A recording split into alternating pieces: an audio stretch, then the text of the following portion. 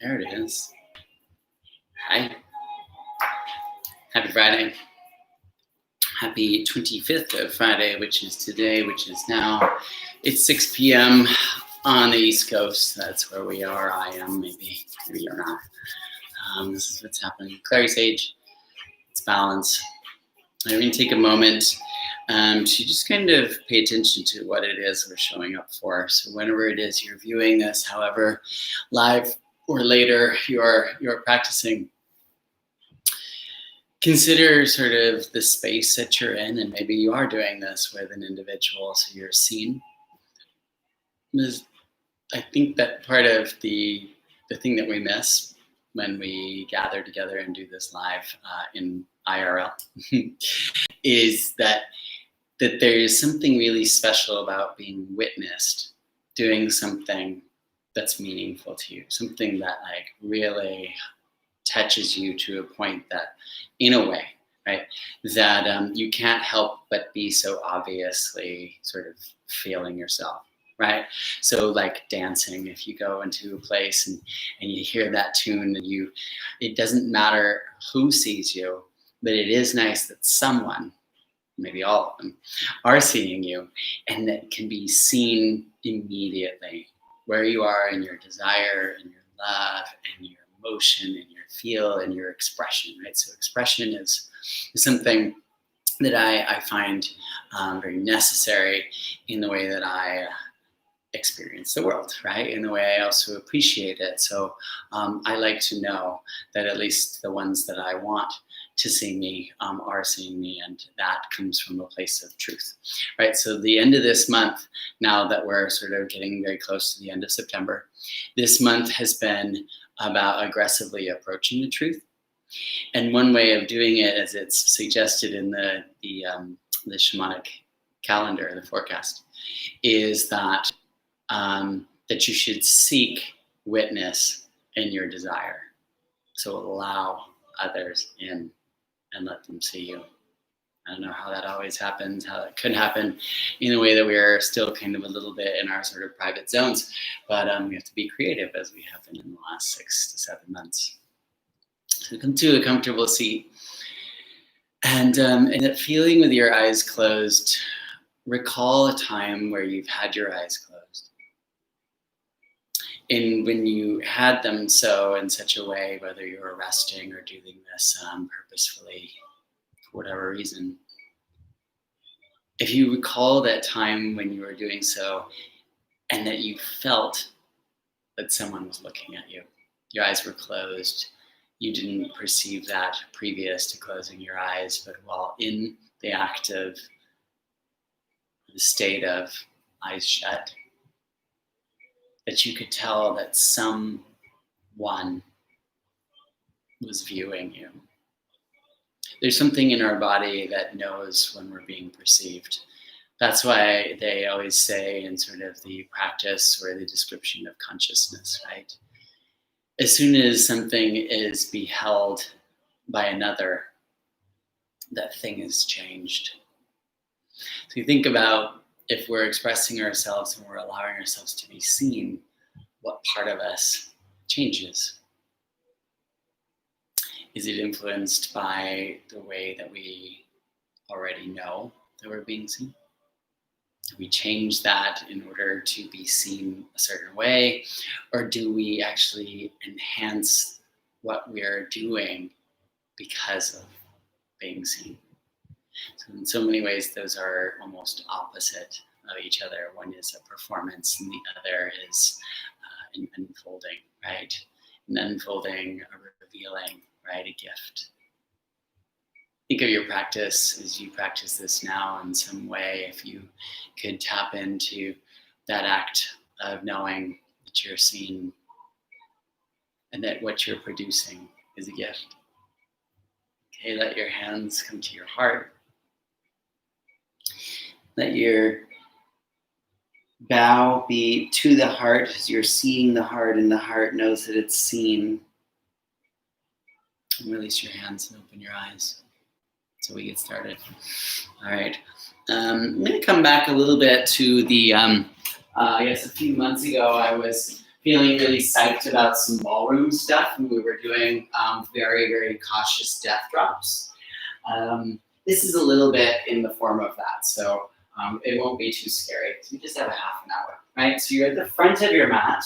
We haven't been to the front of our mat in a while, and that's okay, right? We've been starting from the back, usually. Take your arms up to the sky, and then pull your right foot off the floor, right knee lifts and elbows tucked down. Right, so you get into the deep W's, and then you fly this into a warrior 3. And we're gently just going to step back into our first high lunge. Okay, and this is just to do some service to maybe the fact that you may have worked as much as I have today or this week, right? So opening up some of that psoas, some of that hip flexors, some of that space from the low back and pelvis. Come back through warrior 3. Come back up to stand, right knee lifts. And then you're going to let the left leg sit you down. Chair pose to a forward bow. So even the warm-up is something to behold. So there's grace in putting yourself in a ready mode, right? Ready to be surprised, ready to make a change, or ready to kind of take that next bold move. Okay, inhale all the way up to stand, arms reach up. The left foot's going to come off the floor and the elbows are going to bend. You can push that into a warrior 3. Right? If you're feeling anything that's quirky or different about the floor or your foot or your mat, right? Just wiggle around into it. You get sort of a place of ground. Left foot steps back. We're just in a simple high lunge. I always recommend bending the back knee, especially in the beginning, right? To make sure that we're not sort of forcing ourselves into a place that we might not be ready for. So forcing the psoas does not make it happy and also does not make it sort of better or quicker to resolve. So we give it pace, time. We allow ourselves to sort of feel it like seeing, and then we give it space to grow, right? Come forward again. You have warrior 3. When you come up to stand, left knee is lift, ding. And then the right leg lowers you to sit to chair. And the hands come down so you can straighten the legs. One of the sort of most revealing things about sort of that simple thing of going from chair to a forward bow, right, is that we know that sort of our back body is in its full length, right? So we're in our full flexion in front and full space in the back. So there's something quite revealing across those hamstrings, up the hamstrings, calves too, and probably sort of over the back and spine. Okay, right foot is going to step back, low lunge. Okay, then you're very sweetly going to step up into that lift, right knee lifts. And then you're going to take that again to warrior 3. Right foot stepping back, so you're in your high lunge. Okay, you notice number 2, a lot smoother. Okay, we turn that right heel over to your right, so you go more warrior 1 here. And then we're going to take a nice little pyramid pose, fold over the left leg. So a couple breaths to make sure that, right, the breath is traveling and it's not staying sort of forced into sort of its sanctuary of just the chest, right? We have training, we have vision, right? Let it be felt and seen, breath traveling through the length of the body. Okay, left knee bends, right foot steps forward, and then left foot steps back. It's a low lunge. Okay, and then you're going to very gently step that up. Left knee lifts, you're standing on your right leg.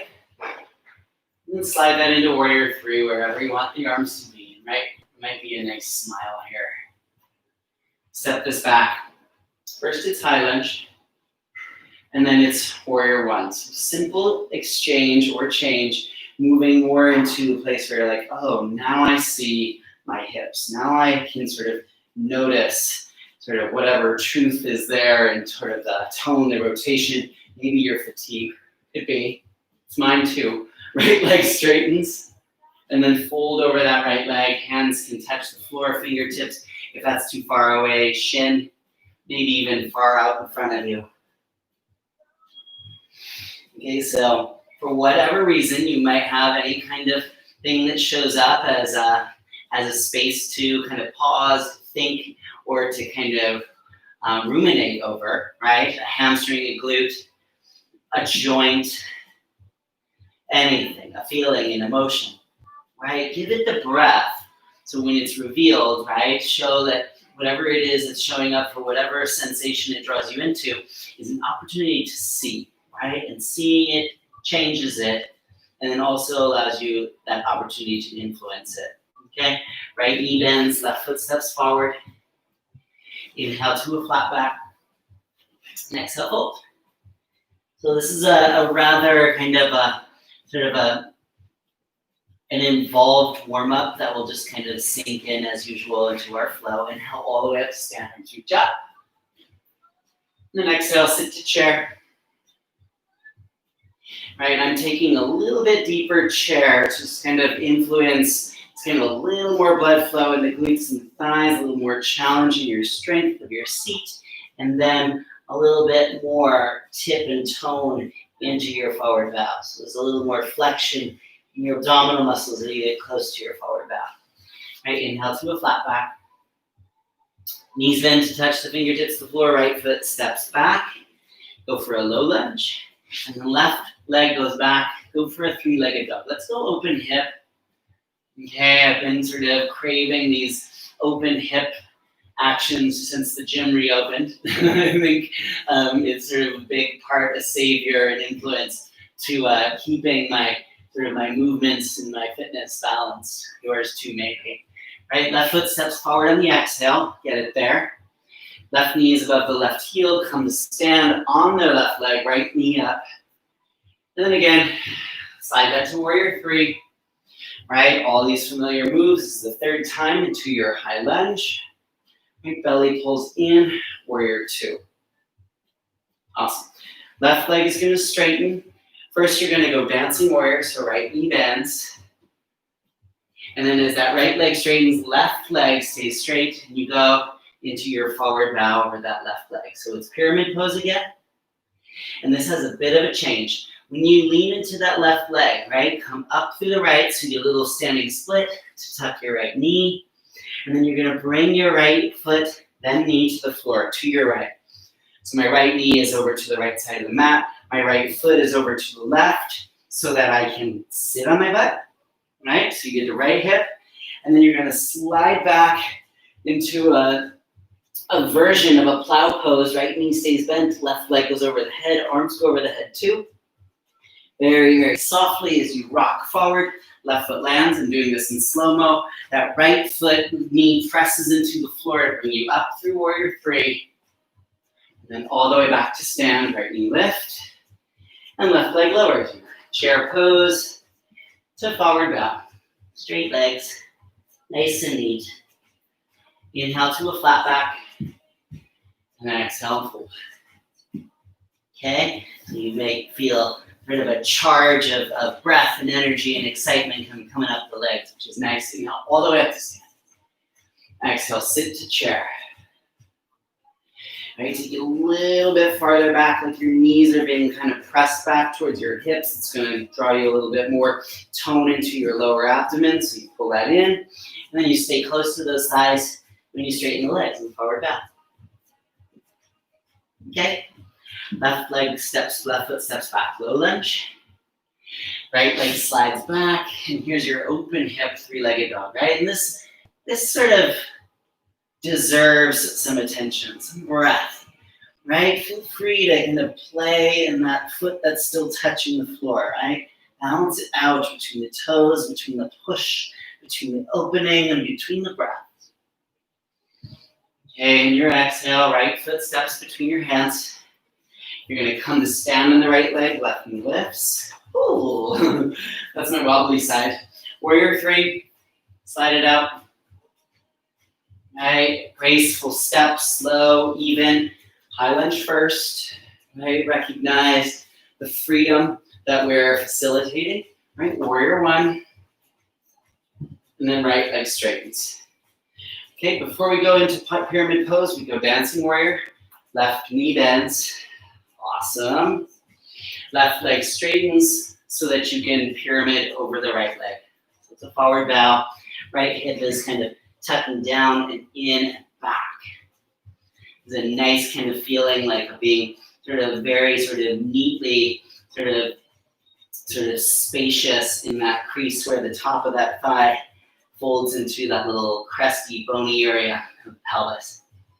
Okay, so here's that little roll. You're going to come forward into the right leg, tuck your left knee. So you get a little bit of flamingo action here. Okay, right knee bends, so you touch left toes towards the mat, to the right, and then left knee to the left. Very smoothly, you roll back, touch the butt to the floor, roll over the spine. Shoulders pressed down so you're not on your neck, and right leg is straight, left knee is bent. Right, you may have a nice abdominal tuck also.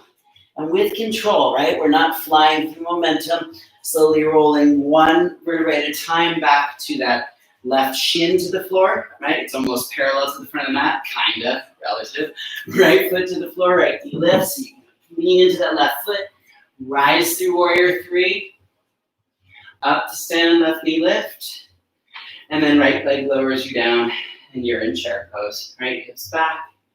And then this forward bow, when you straighten the legs, fold and hold, right? So hug the legs. And feel your upper back really initiating this place of closeness. Let it be revealed and whatever is being seen here, let that be dazzling, right? Let it surprise you and be awesome. For that, you breathe deeper. Just like any time we get excited about something, our heart rate goes up, right? So let the heart rate go up to pump the breath out through the body a little bit sweeter and longer. Fun. Okay? Woo! Let go of the legs and go all the way up. Okie dokie. Exhale, sit to chair. Let this chair be a little bit deeper, little folded, more malasana, squat-like, right? Strong legs. Hold close to the legs as you straighten the legs to a forward bow. And then right foot, again, steps back. Low lunge. Right, this one's going to be different. Right knee goes to the floor. Shift to a half Hanuman, so straighten the left leg, arms stay out in front of you. Not sitting your right butt to your right heel. Right? And then come back. Left knee bends, lunge, right knee comes off the floor. Left leg goes back, open hip, three-legged dog. Okay? Right? You're not even going so far away from you with that left knee because we're not dropping into a wild thing. So we're going to let the left knee go a little bit more lefter, but a little bit higher up to the sky. If that makes sense. Left knee comes forward, tuck it towards your face, pull the belly in, place the foot, come to stand on the left leg, right knee lifts. And then very gently kick that right leg out in front of you. So first we start from a straight leg. Then it sweeps with control into a warrior three. And then lift a little bit higher through the shoulders and the heels. Feel a little bit more of a back bend here. Then right foot steps back. We go high lunge with a little extra lift of the chest. Okay, warrior one. This is going to take a warrior two with a straight left leg. Okay, that way it's easier to get into your dancing warrior. Okay, you're going to go over the right shoulder, so now you're lunging towards the back of your mat. And this is where we get again into that little sort of, our little death drop roll. You're going to come into that left knee, tuck it in. Left shin to the floor. Roll back, sit back. And then take both legs straight into plow pose, regular, right? Your toes and fingers can touch, your belly is in and your hips are up. Awesome. Bend both knees so they come down towards the sides of your ears or your chest or shoulders. Okay, so it's like a weird happy baby. And then you're going to keep that so we're symmetrical on this one. And then you're going to slowly roll one vertebrae at a time up to your hips and into a high boat. Okay, we're going to cross the shins, doesn't matter which one's on top. Roll over the feet, plant the hands, and then pop this into a little shins and knees, right? And then you're going to push. This is our first chaturanga. So you're going to press into the hands, hop that to plank, and then lower that to chaturanga. Okay, up dog to down dog. Looking good. And I know we started from the other way, and we are going to get back to that. So step the right foot forward. You're taking a triangle pose here. So left heel goes to the right, and right leg straightens. You're going to lift halfway up through your chest. You're going to pivot on the heels through center. Right, you have a flat back, then to the left, and you're back to the front. Hands to the front of the mat. Left knee bends, and right foot comes to meet the left. No big deal. So we get back to where we started. Inhale all the way up. And exhale, sit to chair. Okay, get really close to those thighs. Hug and stay close. Use your abdominal muscles. Then use your arms. Right, so you set yourself up. And then it's like the arms are that sort of the innocent bystander, right? They're the influence that comes in sort of secondarily on the outside, or sort of that post, sort of that movement, and then they perceive, and then they also allow you to maybe achieve a little closer tuck. Cute. Okay, let go of the legs, inhale to a flat back. Exhale, knees bend, hands touch. Here we go. Left foot steps back first. It's low lunge. Okay, left knee bends, and we're going to go to a half Hanuman. So right leg straightens. We're getting a lot of those hamstring kind of moments here. I think hamstrings are always revealing something to us. And so if you consider yourself as the observer also, right? Notice sort of what comes when your hamstrings, as we're kind of considering them in the third person, they, that, them, those hamstrings see you, notice you, feeling them. And something changes. Maybe it's that thing that you've been sort of wondering when it'll change or if it'll change. And then perhaps today's that day. I don't know. Maybe. Right knee bends, left knee lifts. You're in a low lunge. Right leg sweeps back. Here's that open hip, three-legged dog without too much push to the left, but a little more lift from the inner thigh. That split from knee to knee. Okay, so it's less of a back bend, maybe. Whew, maybe.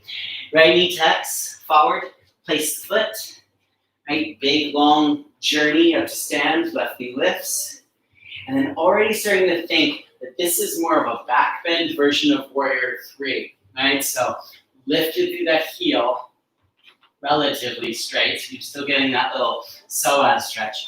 And then a nice, sweet, smooth transition to high lunge with back bend, heart open.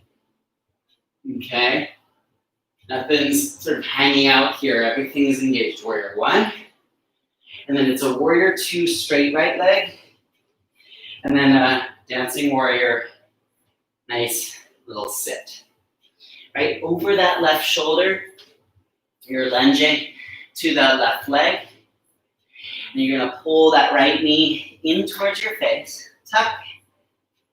And then right shin lands so that you can roll back, land back, and slide back to your plow pose. Okay? Little hamstrings up, nice long low, little low back stretch, as well as a lift of the chin so you're not crushing or closing off in the throat.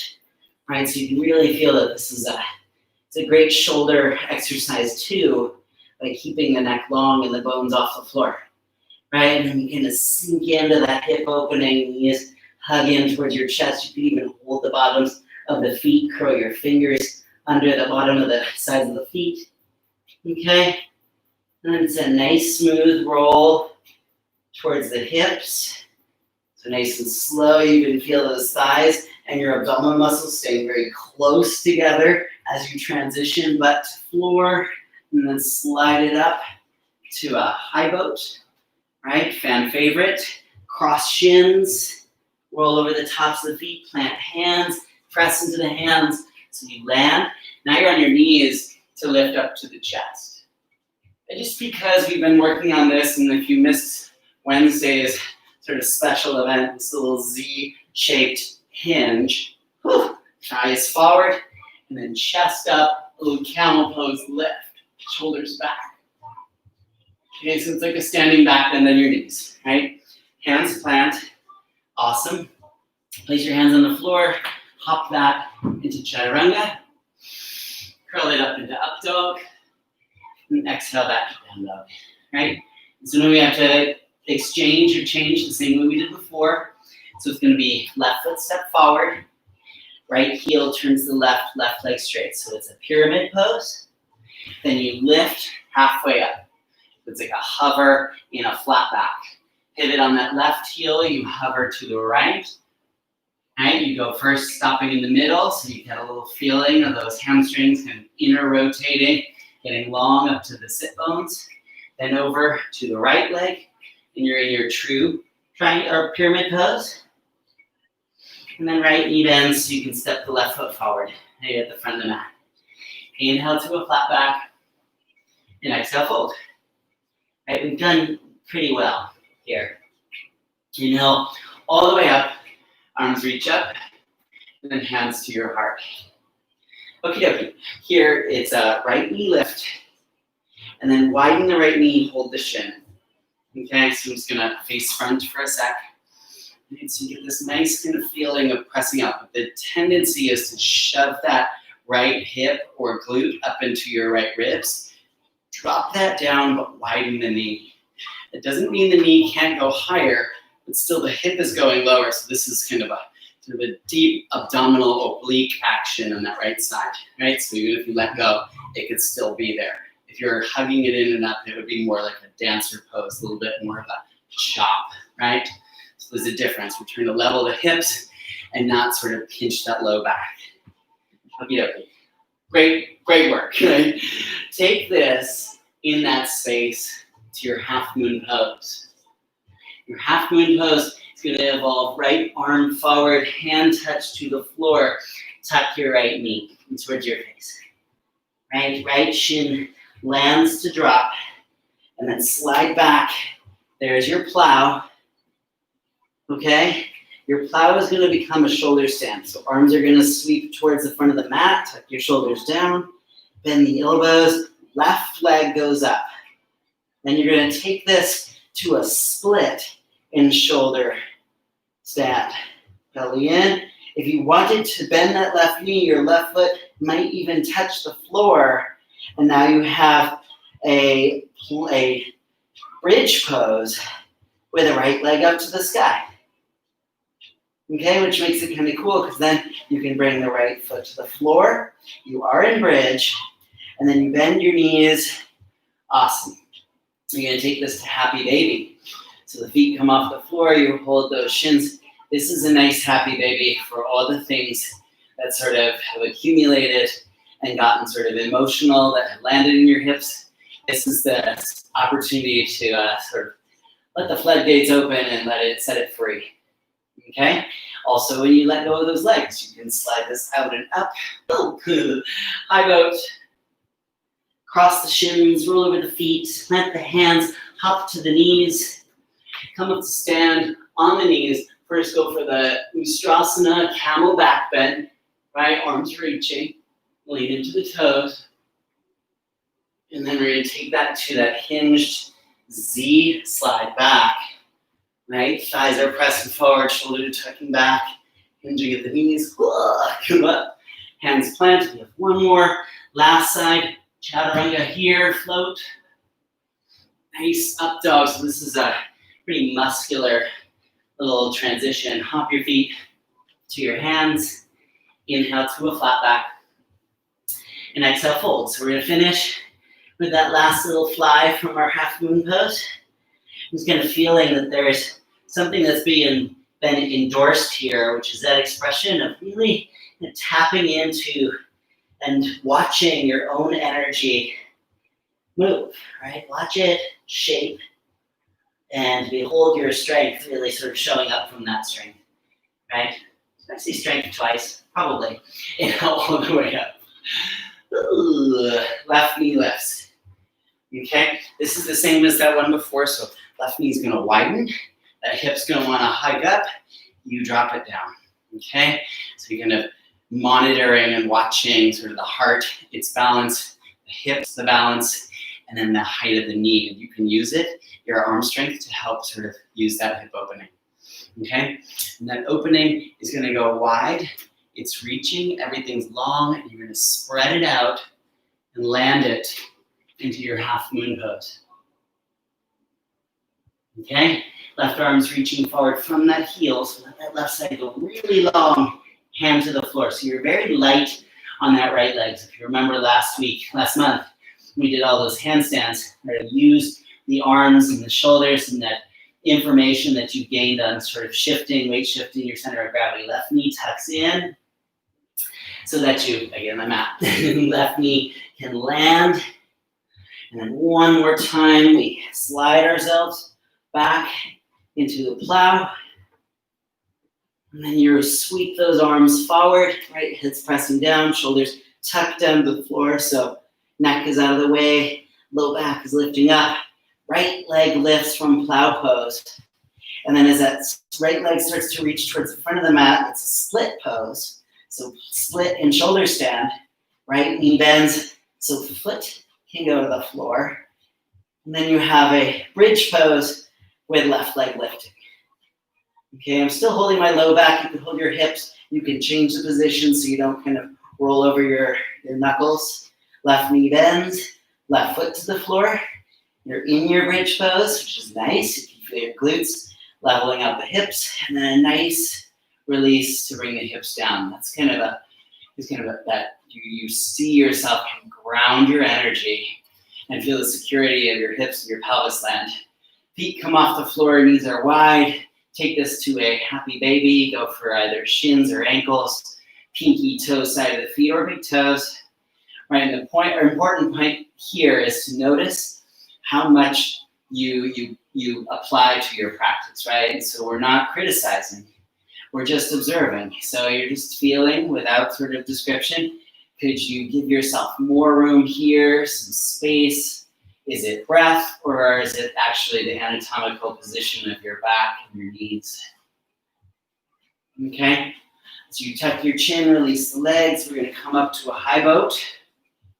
Okay, and then you're actually going to cross the shins and then immediately come up to a seated position, cross-legged, hearts high, and hands at your center, right? So that just kind of flow transitioned you right into your sort of your Siddhasana, S-I-D-D-A-S-A-N-A,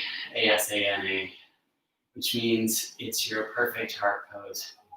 This is where we're perceived from, and as uncomfortable as I am at being watched while meditating, right? I think I share that with a few, if not many people. Just consider that what you're being seen as right here is both heartfelt and vulnerable, right? Two things that we both celebrate and we fear, but at the same time we want to be known as, right? I want to be known as being full of heart. I definitely feel that being vulnerable does not suggest weakness. It actually suggests that you see yourself in the world and your growth. You know that you have more to do, and it's okay to see and be seen. And if you know that you have areas that you're working on, you're growing and strengthening from, see that you've got something to do. And that's nice. It's better that than nothing, right? Nothingness seems boring. Think about to all the possibilities, right? To your heart, to being seen. Namaste.